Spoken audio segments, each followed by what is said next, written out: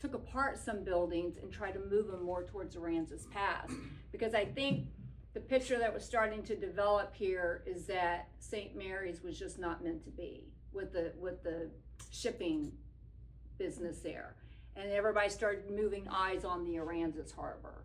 So everybody, okay, let's take our house, let's take it apart, let's go move over here. And the only thing really that's there right now is the St. Mary's Cemetery. And so, you know, if you ever drive through there and you're curious, go check that out. So they, at this point, they're making a lot of money. So they start investing in more land, in cattle.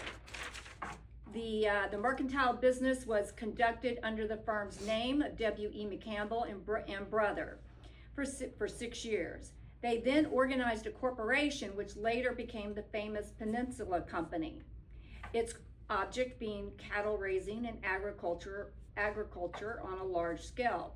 This was one of the first companies chartered in the state. Devoted entirely to these pursuits, and Thomas P. McCampbell was elected its president and general manager. The company under his control became a large and extremely successful corporation. They had bought a huge ranch in the little town of Berclair, which is about 15 minutes from Goliad. And I drove way out there one day and was amazed and excited and shocked and pleased to see that there was a historical marker outside this ranch with the McCampbell, the three partners, the McCampbell name. And I have a picture of it right there framed if you want to read it. But that was a huge ranching operation that they did over there, which was very interesting.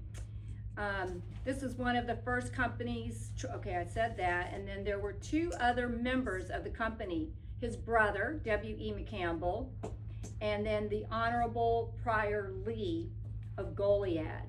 And Prior Lee was a politician, a lawyer, a judge, a businessman. So T.P. McCampbell was very smart to partner up with him, and he was older, but ever since the 1850s, Prior Lee had visions of promotion and business and moving things along. So it was smart that he got in business with him. So at the close of 9 years of successful transactions, the business had returned to each of the three members a small fortune. In 1879, however, a dissolution of the company was made necessary on account of the declining health of the brother and old age of Judge Lee.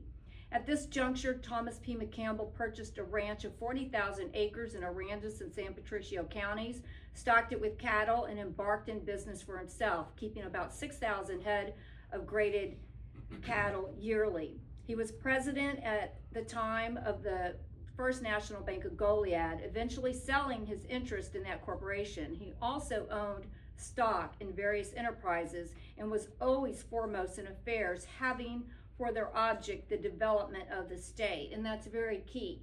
So when you start trying to understand who he was all about getting the towns going. What do we need to do to make the state better? And when we talk about contributions, that's a big piece of it.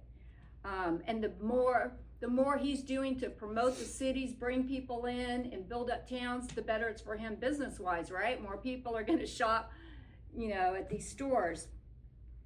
He was at the time the judge in Aransas County, and under his wise and economic administration, the first courthouse owned by the county was purchased, and county scrap advanced from 50 cents to the